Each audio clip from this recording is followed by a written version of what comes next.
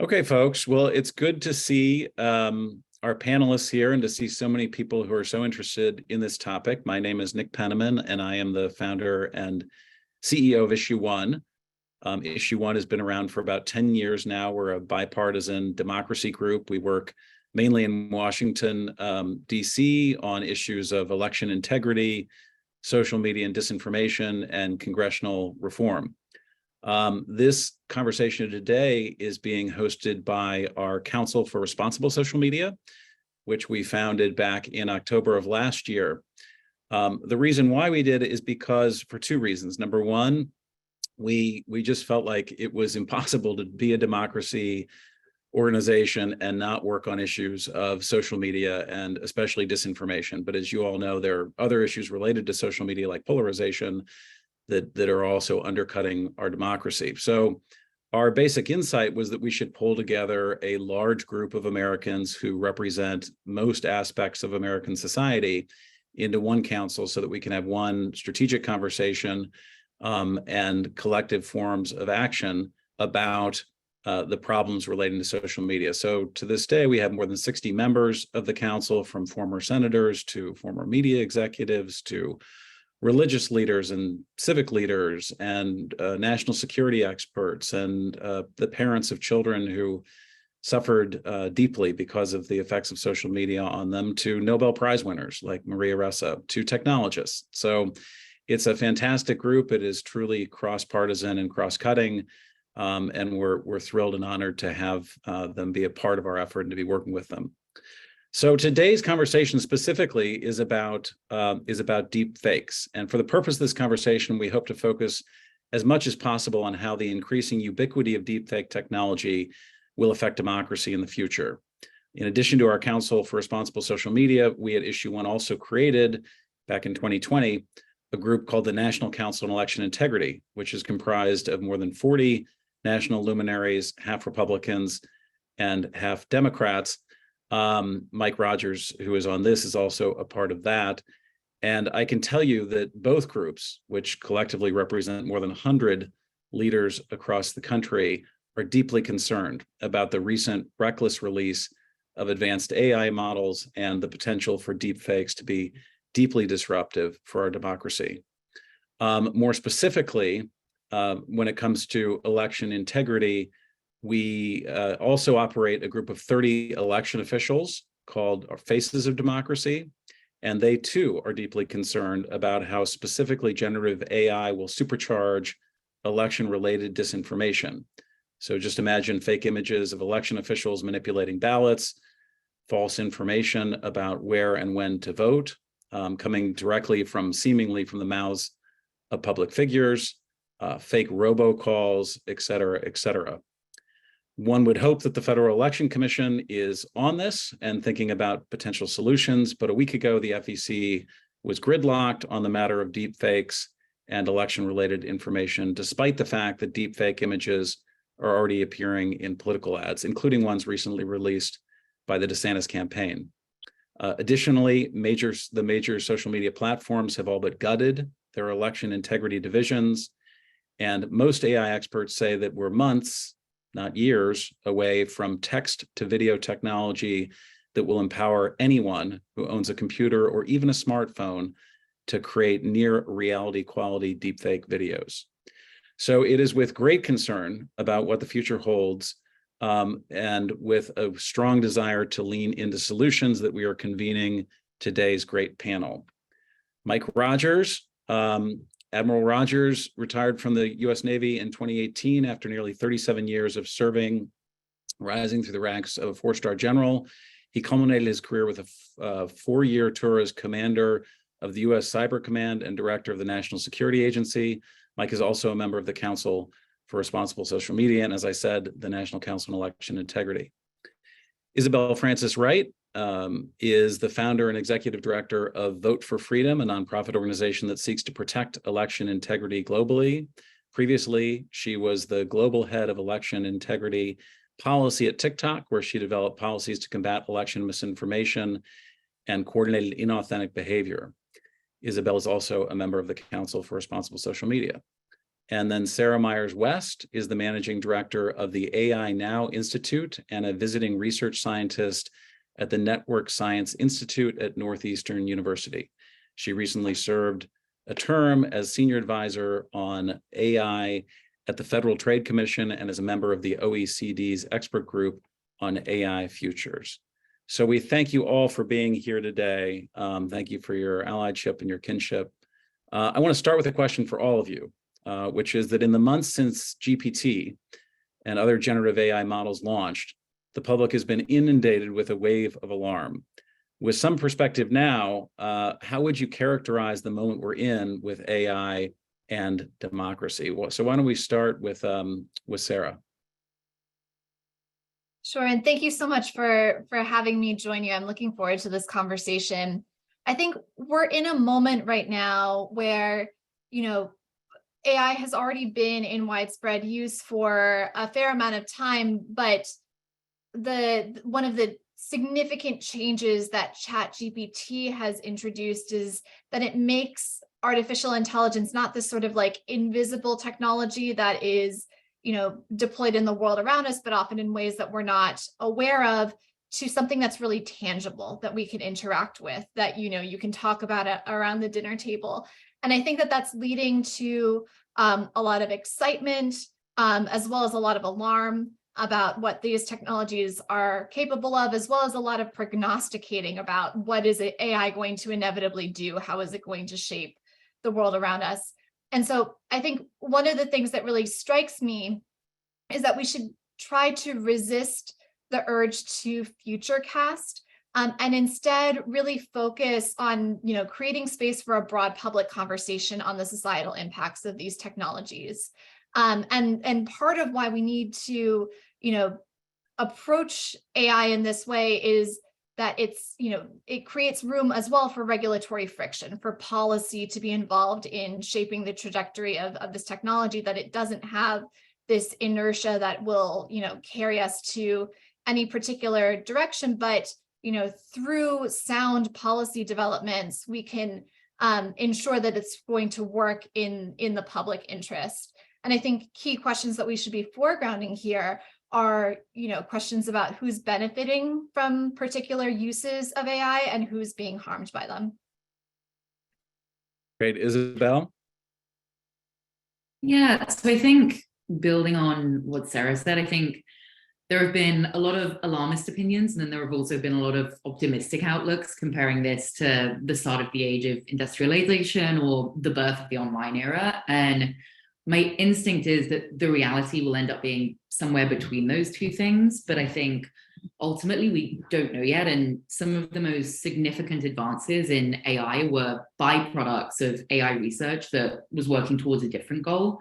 So I think many of the most significant advances may be unforeseen and will present themselves as the technology continues to evolve. So I think we're clearly seeing a paradigm shift here. And I think we need to approach that both with a sense of curiosity and also caution. And Mike, who I understand just got off a 16-hour flight from Tel Aviv. So we're just amazed that you're still functioning. No, I'm glad the American transportation system is still working, though. Thank you. Okay, good. No, I'm, where Sarah and Isabel are. First of all, we're in the very early stages of this. I am struck by, I always look for parallels in history. And so I asked myself, in my life, except for maybe, our handheld phones, which are actually portable digital devices, this is the fastest technology I have seen jump from the theoretical and the technical and engineering world to everyday society in such a quick period. And I'm not arguing that's bad, but because of that, it is generating a lot of churn and anxiety that you don't historically always see with the development of new technologies, many of which have been fairly disruptive and changing. This is a poor analogy, but again, I love history. That when I hear AI developers using phrases like existential, I'm reminded of Robert Oppenheimer. So July of 45 at Trinity in New Mexico, for the first time, the lead developer of the atomic weapon sees it for the first time. And he uses the phrase, I am become death, the destroyer. He's struck by, hey, this technology is really a terrible thing, and it will be existential anyways. And yet look at how over the course of the last 70 years, we've found other uses for it, power generation, propulsion for ships. We've developed proliferation and regulatory and policy controls for it. I'm not arguing that the nuclear world is exactly synonymous with AI. I just say, look, we have seen disruptive, fundamentally changing technologies enter our society before, and we've developed frameworks to try to deal with them and optimize their advantage, even as we acknowledge that there's uses for them that truly are terrible things. Let me ask you guys about just the release of the technologies, though. I mean, a lot of people argue that almost every other corporation on earth, whether they're releasing a child's toy or a bicycle or a toaster oven, they go through extensive safety testing. There are lots of filters they have to get through before something can end up on the shelves at a Walmart. In this case, ChatGPT just released the dogs, right? And then other companies followed very quickly. So do you think that the release of these technologies has been more responsible or more irresponsible? Oh, sorry. Let me start with, we'll go back to Sarah. Yeah, I mean, I think it's a real and significant question, especially when what we've seen in the signaling from the heads of enforcement agencies is that they have real questions about whether these technologies are compliant with the existing laws on the books, let alone, the kinds of proposals that policymakers are now considering.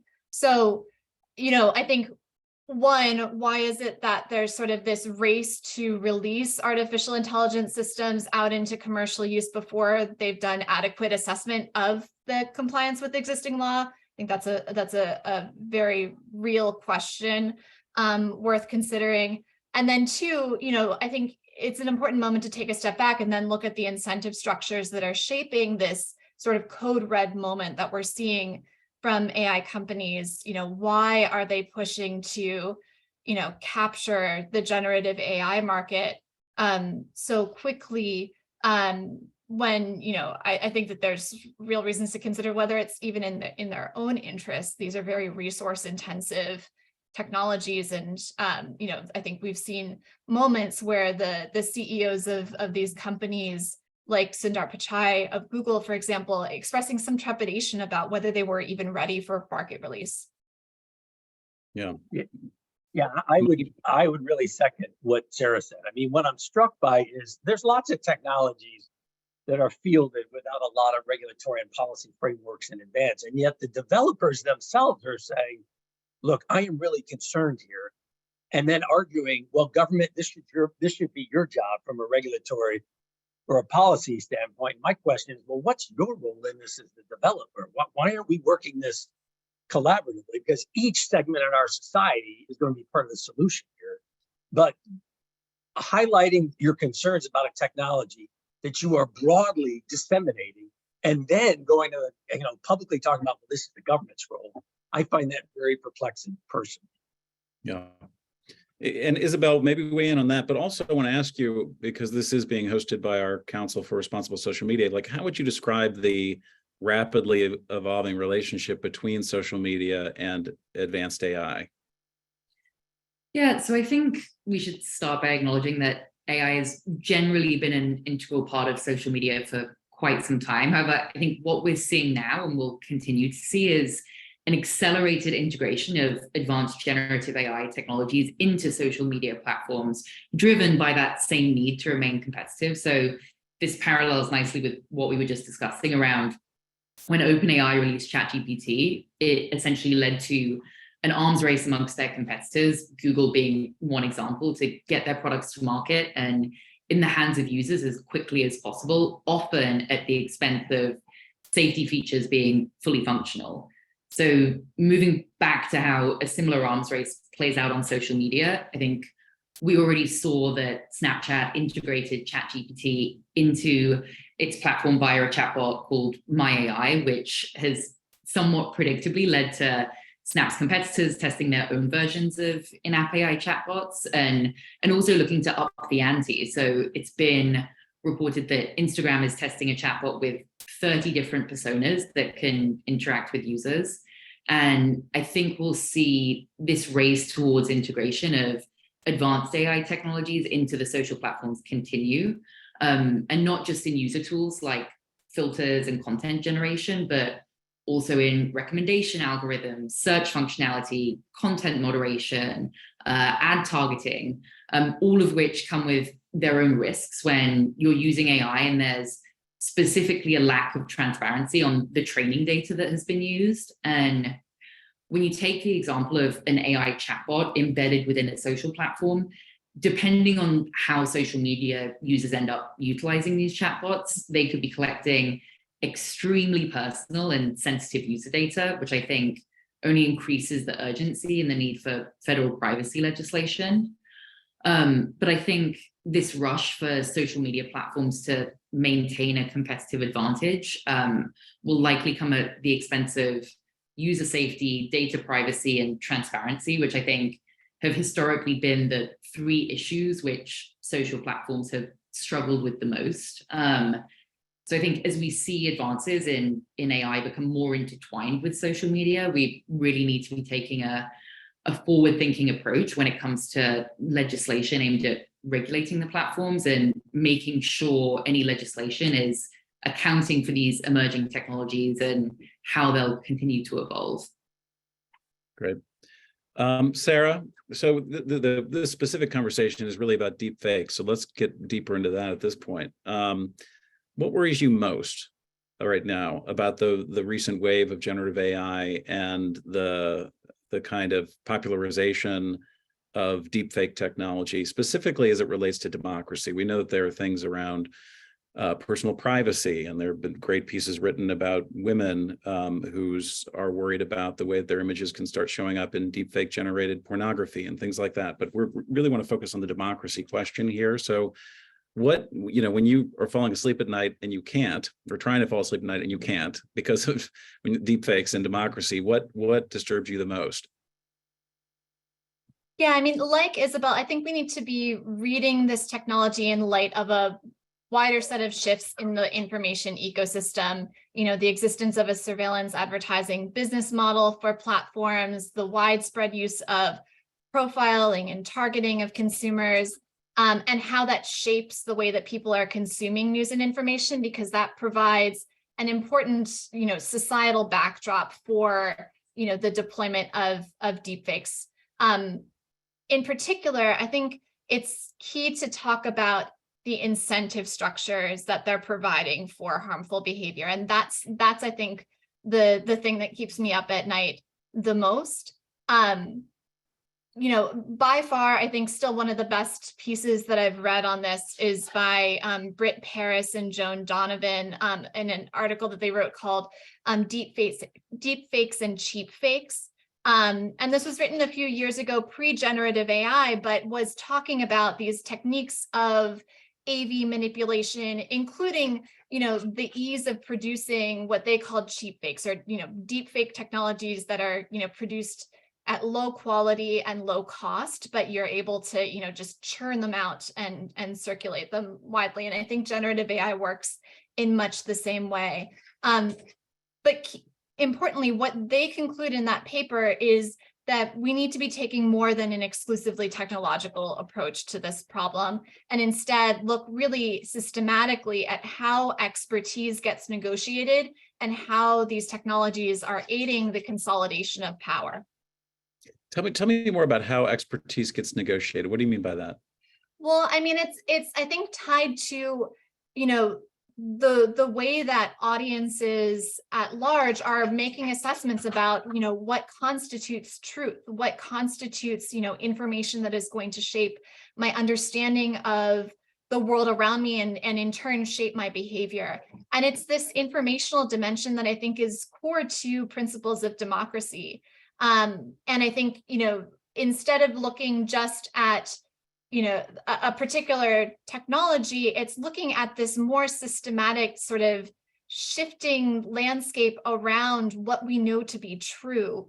and how the technology, is deployed in light of that shifting terrain. Mm-hmm. Mike, I'm going to ask you the same question, and while you generate your answer, just want to tell the audience that if you have questions, use the Q&A function that you see, and we'll get to questions in about 15 or 20 minutes or so. So, Mike. Yeah, for me, and I agree with Isabel and Sarah. In many ways, AI does not represent a fundamental change or disruption to social media. Rather, to me, it is an acceleration and an exasperation of capabilities and directions that we have watched historically. And what worries me is we couldn't seem to address these when we were dealing with a lesser level of technology. What AI brings to me is, so it gives you greater speed, greater capability, greater capacity to do many of these things. And it gives you a massive scale. And so what worries me is, well, if we couldn't get it together when we were dealing with this level of technology, how are we going to deal with this when we're at this level of technology? And it's faster, it's more adaptive, and it's got much greater impact in many ways, much more disruptive. And it takes those trends that we've seen for a while now and it raises them to a whole nother level. And I'm not sure as a society yet we're really ready for what are the implications of this. I was reading something that said over half the world, literally, I think the world is just under 8 billion people. We're coming up on 5 billion people are everyday social media users. Most people spend something like 2.5 hours a day on social media. Look at what this will do to that. Think about how that is going to impact our society, how that will drive people, their views, their perceptions, the choices they make, the actions they take. The fact that we haven't had any success in really addressing those so far really concerns me, given this. Yeah, I also think that anyone who's interacted with GPT, for instance, ChatGPT, has seen the incredible persuasive capacities and conversational capacities of the technology. So we know that people are already getting profoundly misled and pumped with disinformation right now, and that's basically one-way communication. Once it's two-way and the chatbots are being instructed to persuade the people that they're engaged with and keep at them until they believe that they're fully persuaded of issues, especially relating to our elections, you basically will create an endless army, millions of soldiers who are out there on an hourly basis trying to convince Americans of mistruths.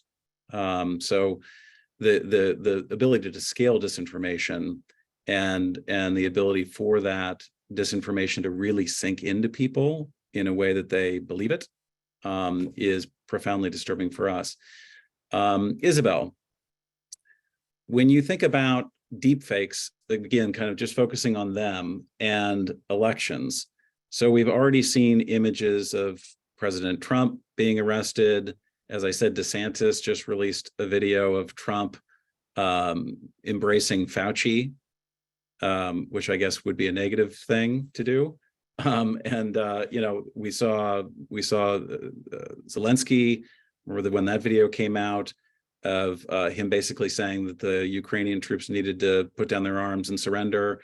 So when the manipulation of public figures and their images through deepfake technology, what do you think about its effect on elections, and what are some of the solutions? Oh boy. So first, and you touched on this a little earlier, but I think it's important to speak to again. So first, I think it's still an open question as to what degree campaigns will utilize deepfake technology. We've already seen campaigns using this technology in ads, and while there may be norms that we hope campaigns adhere to, this area is essentially unregulated. And as you mentioned, a few weeks ago, we saw the FEC deadlock on a request to develop regulations for this type of content. And the crux of the issue when it came to the deadlock was less about the need for regulation and more about the scope of the FEC's authority. So there's a bill that's been introduced that would update the Federal Election Campaign Act's disclosure rules and would require campaigns to disclose the use of AI-generated content. But the fact remains that currently this space is a little bit of a free-for-all right now. That being said, so I don't think the use of deepfakes by political campaigns should be our primary concern. I think the broader and much more severe threat stems from bad actors, both foreign and domestic using deepfake technology. And I think here, the speed at which deepfakes can be identified, debunked, and removed, or labeled and downranked, depending on the social platform, is critical. On social platforms that disseminate content through algorithmic feeds, even a few hours of latency and moderation can result in millions of voters being exposed to deceptive content with no guarantee that they will later learn it was potentially false and artificially generated. And something we know and we've already seen is that content that is the most sensationalist in nature will generally receive the most engagement, is most likely to be reshared by social media users. And deepfakes generally are quite sensationalist, with some of the examples you mentioned in this question. And not always, but it's how AI generated images like that spread so quickly. And I think the danger when it comes to elections is particularly acute during time-sensitive events like in-person voting, the period where votes are being counted. And even before the advent of deepfakes, there were non-AI generated videos spreading mis and disinformation on election day, and debunking them was already an uphill battle when you're working with a short time frame and over 100,000 voting locations across the country. And I think now with the addition of deepfakes that can be engineered to falsely portray things like electoral fraud in very blatant and realistic ways at scale, the challenge of detection and debunking escalates exponentially. So, for example, if we see a flood of deepfakes appearing to depict voting irregularities or violence at polling stations, that could incite panic, violence itself, suppress turnout, undermine trust in the electoral process, and ultimately the eventual outcome. So I think the risks that we see in terms of deepfakes are similar to the risks of disinformation and online influence operations that we've seen in previous elections. So manipulating public opinion on issues and candidates, exacerbating polarization, extremism, undermining trust in the elections. I think the difference now, and Mike touched on this, and what the social platforms will have to overcome is the sophistication of this tool that will make detection harder, and how we can move quickly if we're seeing a significant increase in volume, to ensure that irreparable damage isn't being done before any kind of remediation can take place. Yeah, and if I can just kind of add to that, we've seen the largest exodus of election workers in American history in the wake of the 2020 and 2022 elections. Nearly 30 to 35% of election workers have resigned. If that happened to a major corporation, they'd pretty much collapse. And as a result, a lot of the election deniers have basically had the front door opened for them to move into election administration positions across the country. So as you know, we had the luxury in 2020 and 2022, for the most part, of having people inside the system, Republicans and Democrats alike, who had a strong commitment to telling the truth about what was actually going on with the vote counting and the vote processing and the votes. Everyone remembers the live press conferences with Gabe Sterling in Georgia, for instance, standing up and just saying, please stop all of this. But now I think what we worry about a lot at issue one is that you're going to have people inside of the system who have an incentive to support the lies that will be generated, as opposed to debunking them. So not only are you going to have the lies out there, they're going to be even more seemingly more real, but you're also going to have people inside the system who are saying, yeah, that actually happened here. And so there's going to be a massive kind of what's north, what's south, what's east, what's west situation where the compass is just spinning and no one knows who to believe.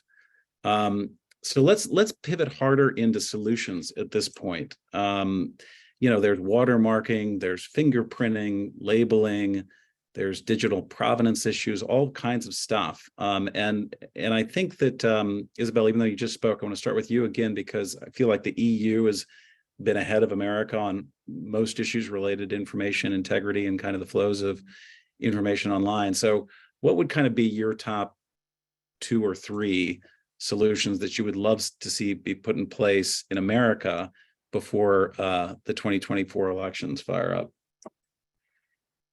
So I think when it comes to watermarking itself, there are a lot of flaws in this plan. I think Sarah will probably have better insights than myself on the technical elements of watermarking. And I think that when it comes to the EU, which has absolutely been out ahead of us on regulation in social media in the past, and I think is now moving that forward with AI, with the AI Act, they have added a provision in the Digital Services Act instructing the platforms to label deepfakes.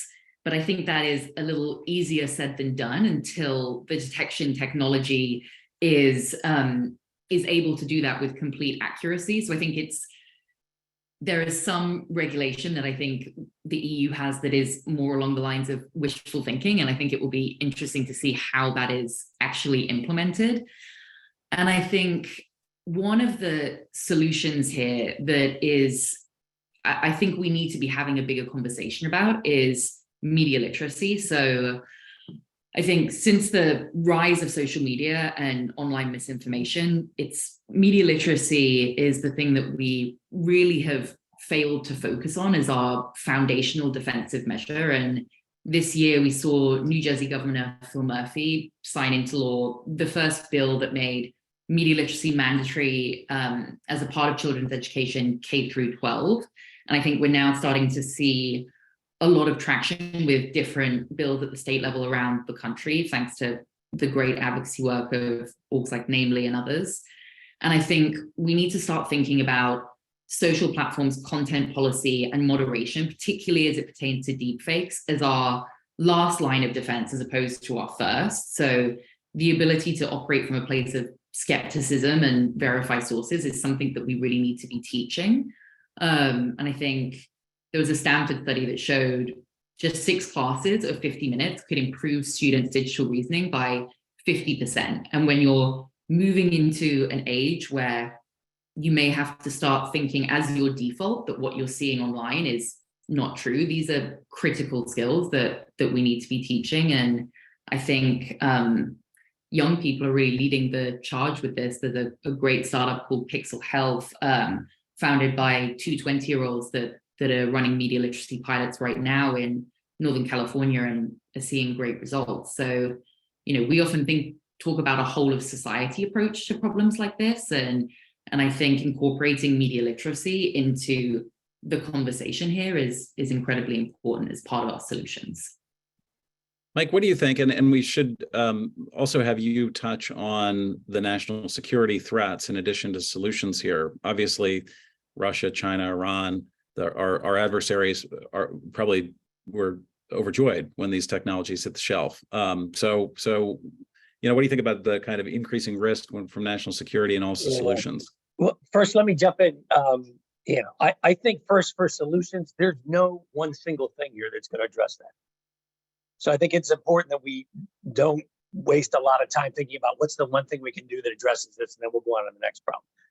To me, this is fundamentally a combination of technology, media literacy, and legislative and policy. That it's going to be some combination of these 3 things that brought together has the greatest probability of success here. And one of the implications of that to me is, so there's a role for the consumer and the actual user. There's a role for government. There's a role for the developers and the platform owners. It isn't just one entity that's going to solve this. And last comment, just on the EU side, I'm a little skeptical when you're expecting the developers, the creators and the owners of the platform to self-regulate. But my argument would be that hasn't really worked so far, what leads us to believe that with an even greater technical challenge that they're going to come through. I just don't think that really is going to get us where we need to do. From a national security perspective, I tell you, the first thing I always start with, every time the government's trying to develop policy, government's trying to respond to something, it all starts with what government hopes is a successful identification of ground truth. Do we understand what it is we're looking at? And based on that assessment, what's the best policy? What's the best response? What's the great choice? And as an intelligence, as a guy who was in intelligence, every presentation literally in government, when you're at the presidential level, every major policy discussion starts with an intelligence presentation on ground truth of the situation. And as a guy who used to do that, for the two presidents I worked for, one of the things that I'm struck by as I'm looking at deep fakes is, so if we can't identify ground truth, we got a high probability, we're going to make choices, we're going to characterize situations totally inaccurately, which means we got a low probability of success or a lower probability of achieving the outcome we want. And in some cases, are we in fact going to be manipulated and driven by others to make choices that actually benefit them and their desired outcomes, and not so much us? And while we certainly focus on elections, and I don't mean to minimize that in any way, boy, I still have the scars from the 2016 Russian influence efforts. I worry about this more broadly. And the other thing that always concerns me, it has a national security implication, is how do people use this to keep us so divided that we fundamentally, not just in the sense of an election, but we become so fundamentally divided as a society that we cannot come together to address tough issues. Which, as I'm looking at the rest of the world, I'm going, so if I was China, if I was Russia, if I was fill in the blank, I would love to see a divided United States that just seemingly cannot develop cohesion, unity, is willing to collaborate, all in part because we're dealing with this totally internal distortion of what is truth or factual.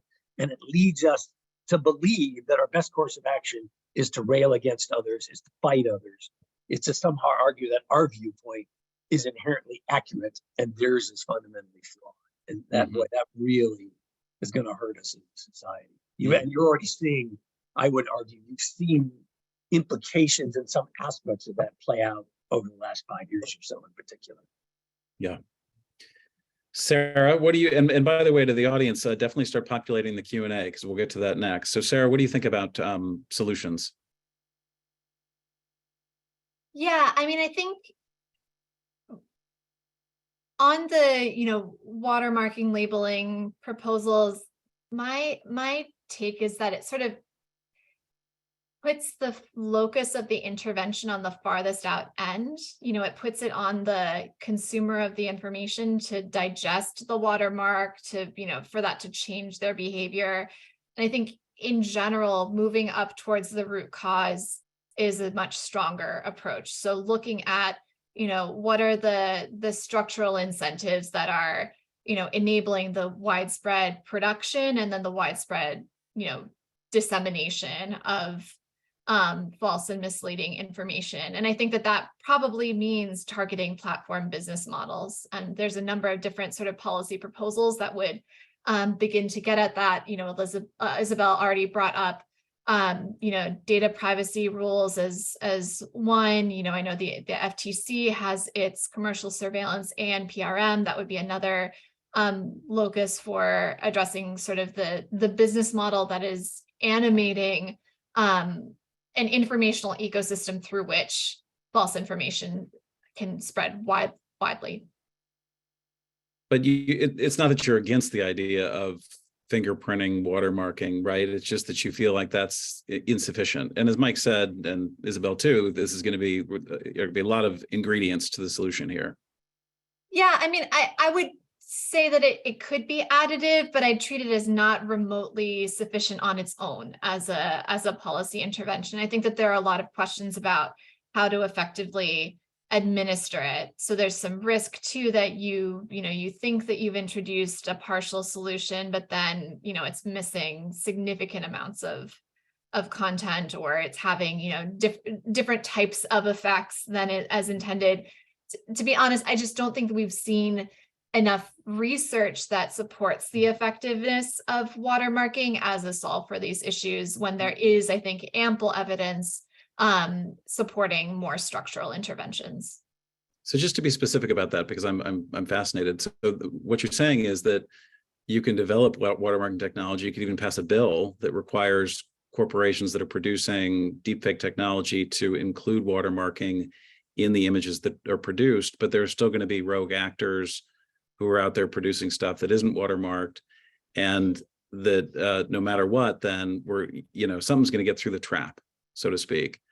Is that part of it? And And is it possible, in fact, that even that it, in a weird way, it could almost empower the rogue actors? Because if someone sees an image that has a watermark on it, and they like, okay, this was generated by artificially, and then they see one that is also not true, but isn't watermarked, they're going to say, oh, this isn't watermarked, so it must be real. Is that your concern, that there'll be content out there that'll just kind of escape the filter, and that people will even will be more taken by it, so to speak, because it's not watermarked? I mean, I think it's a complicated issue, and it also interrelates with the way that people are digesting information, you know, and so it depends on how people are interpreting the informational ecosystem. What I will say is I think we have like a lot of examples of incredible innovation in being able to evade guardrails whenever they're instituted. Mm-hmm. Yeah. So Jamie and Willa are key staffers on the Council for Responsible Social Media and have been looking at the questions. Jamie or Willa, do you guys have any ones that you want to bring to the forefront here? Yeah, I'm popping in here to manage the Q&A. Hi, everybody. I'm Jamie Knight-Gray. I lead the legislative work for the Council for Responsible Social Media. We got a question I think picks up directly on Sarah's last point, which is, do we need different solutions in the deepfake context to deal with bad actors or foreign actors who want to disrupt our elections from solutions that are aimed at the average user who might pick up on a deepfake and distribute it, or the average person who might create a video of Donald Trump or Joe Biden because they think it's fun? Are those two different solution sets, or are they part of the same problem and therefore can be addressed with the same solutions?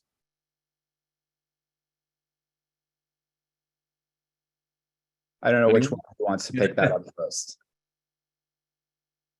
I can jump in on this and say that I think we've already seen, and the President Trump example is a good one, where those deepfakes were not intended to cause harm. The person who created those was creating them as a form of parody or satire, and never believed that anyone would take them seriously or think that they were real. And I think even when you are creating deepfakes for creative purposes, parody, satire, which most of the platforms have exemptions for, they can still cause unintended harm. So I think the solution set does broadly need to be the same. That would be my opinion. Jamie, you got another one? Yeah. So we have a number of congressional staff here on the call, folks from the House and the Senate. And as our panelists may know, Representative Yvette Clarke, Senator Amy Klobuchar, a few others recently introduced a bill, the Real Political Advertisements Act, which would sort of limit the uses of AI-generated content in official elections materials from either of the parties. And so I guess the question for the council members or the panelists here is, what are your views on any kind of prohibition on AI-generated content in an elections context? Is that addressing the problem? Is that, I think there are some constitutional questions about that.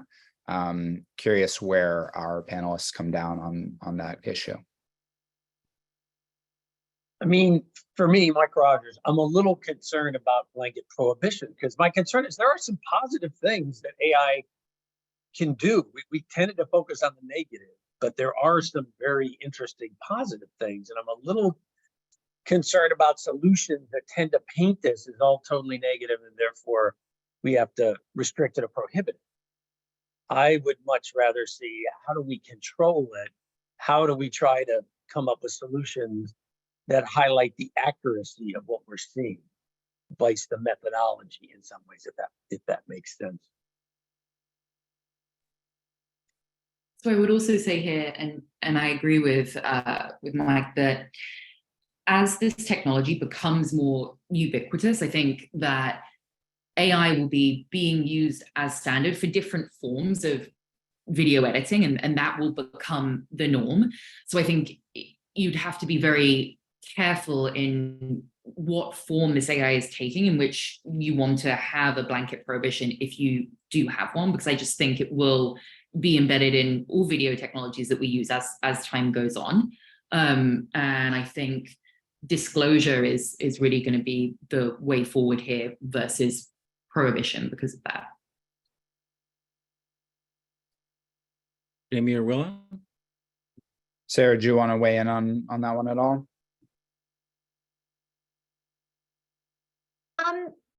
Not particularly. I mean, I think the one other element that I'm kind of a broken record on this, but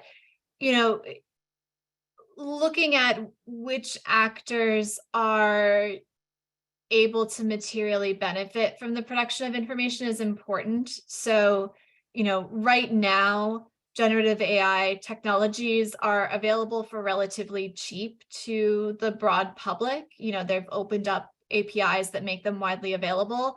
That said, all of the evidence is pointing to, every time a person enters a prompt into ChatGPT or tries to produce an AI generated image, these are very resource intensive technologies. And I think it's really important to pay attention to that dimension as well. The companies that operate cloud infrastructure businesses are poised to benefit most from these technologies, and there may be barriers that are passed down to the users of these technologies, which I would argue are generally not the broader public, but in the form of passing down compute costs, because it is really expensive to keep these things up and running at widespread scale.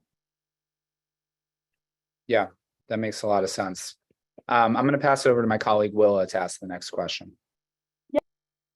All of you guys have touched on this briefly, but I wanted to ask more directly from the audience. Speaking about AI broadly, who should be responsible for dealing with the harms of AI? Should it be the users?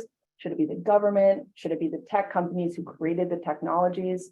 Maybe another entity? What do you guys think? I mean, for me, again, there's no one single entity. I just don't think pinning everything on whether it's, hey, the government's going to do this for us, or, well, we're just going to leave it up to the user, or, hey, it's just the actual developers and the content host, it's their responsibility. I don't think there's one single entity that has the answer to this or has the ability really to deal with this at the kind of fundamental level I think we're going to need to do. Isabel or Sarah, you want to weigh in on that? I mean, I can tell you all from a libel perspective, there are cases that are going to start playing out soon enough. There's one in Australia right now, for instance, where I think it was a teacher was accused of child molestation. And the question is that because the story about that was generated by ChatGPT, is there any liability with the technology that created the story, or is the technology just a hammer, right? And the hammer was misused. So on the libel front, there are going to be interesting questions emerging about what the harms that are created by these technologies. But I don't think many people really even have a fix on how what happens when you start thinking beyond libel into liability too. And there are complex questions here. I think most of the analysis that I've read indicates that there would not be, a blanket, immunity under Section 230 for the platforms producing generative AI, but that remains to sort of play out. My sense is that the onus should be on the companies who are pushing systems out into widespread use first and foremost. But I think it's also really key that, we not get ourselves into the mess that we did over the past decade with social media companies, allowing this sort of hands-off self-regulatory approach, and, instead ensure that we're really robustly enforcing existing law and passing robust regulations that carry real penalties for for harmful behavior to ensure that there's sufficient friction as this technology develops. Well, can I ask Isabel for you to weigh in on that for a sec? Because every other industry in the world is controlled both by regulations, but also by lawsuits and the threat of lawsuits, especially class action lawsuits.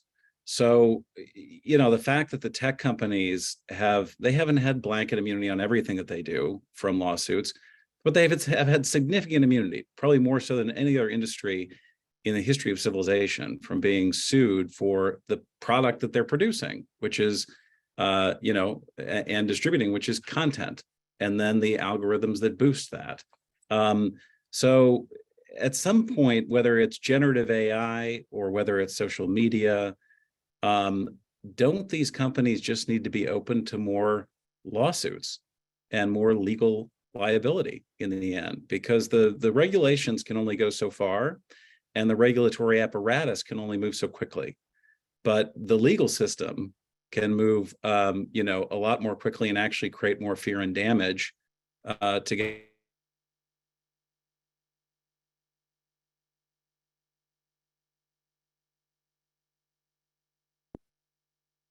Sorry, Isabel, do you want to weigh in on that? Oh, yeah, sorry, it froze for a second. So a few different things here. I think, as Sarah mentioned, how the law is settled around Section 230 and how it applies to some of these AI platforms will have a huge impact on the path here moving forward and the ability for users to take legal action against AI platforms. I think I would agree that right now, when it comes to the social media platforms, the threat of legal action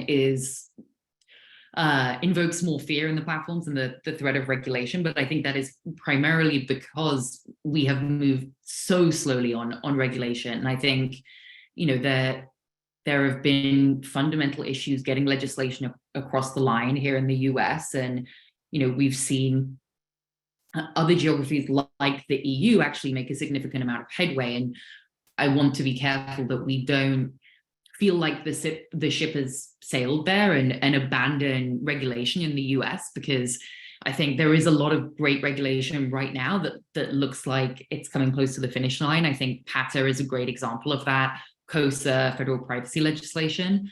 So I think that while right now legal mechanisms probably are more effective, I think that we really need to play catch up on regulation and get it to the place where it needs to be. Hey, Nick, can I make one comment on that? It is interesting to me that many tech companies that develop foundational tech have historically been arguing, hey, we want protection from liability because it slows us down, it cuts back on innovation, and hey, it actually degrades our ability to generate these positive outcomes for society. And broadly, in the US, from a legal perspective, our government, the court system, in many ways has largely accepted that premise. What's interesting to me, to your point, is never underestimate the implications of liability in a litigious society like the United States. Liability can be a really powerful tool to shape behaviors, both good and bad, in a society like us that is so inclined to go the court route. Not arguing it's good or bad, it just is. It's a reflection of the nature of our society. Yeah. I also just want to underline what Isabel said about like this being a moment to, strengthen and see through into law some of the proposals that are already on the table. I think that this is very much a moment for that kind of galvanizing action, and that we not approach these issues as though we're building from scratch, because I think that what we're seeing is very much an evolution of existing technological changes and market changes, rather than like a complete radical break. And we need to be learning from the massive amounts of evidence that we already have in hand about the widespread effects of AI. And I think one final point I wanted to add on the regulatory piece as well is, as we think through regulation when it comes to generative AI, we should be very cautious about who is advising on that regulation. And by that, I mean not over-indexing on the founders of for-profit AI companies, dictating the rules that will serve their business models and interests. So I think that's something to really, really hammer home here. Yeah, And you can look at 230 as an example of an outcome when the people that shape are larger than the ones who are executing the function and the arguments they're making about what should or should not be done. On the regulatory front, I'm sure we'll be holding briefings in the future. The Council for Responsible Social Media has already endorsed 2 pieces of bipartisan legislation on the Hill. There are another 2 that we're looking very carefully at, and we sit at many, many tables, some of which we've convened, about how to move great legislation forward soon on Capitol Hill. So Jamie or Will, unless you guys have another burning question, I know there are great ones in the chat, which just says that we should also probably do something like this again. There are more than 20 questions have been submitted so far. I suggest we probably end this on time. Thank you so much. I mean, this is an incredibly fluid situation. It has everyone, kind of on their toes right now, and it's going to continue developing. So I think that even as some of the folks in the Q&A said, maybe we need to even be thinking bigger, in addition to specifically about what we can accomplish with laws and regulations right now, be thinking bigger about solutions and more audaciously about solutions in the future. So we look forward to hosting more conversations like this as this situation evolves, to do that collective thinking, but more importantly, to do the collective acting that's going to be necessary to kind of bring these technologies in line with the needs of our democracy. So thank you so much to our panelists. Thank you to Jamie and Willa. Thank you to the folks listening and submitting the Q&As. To be continued. See you, folks.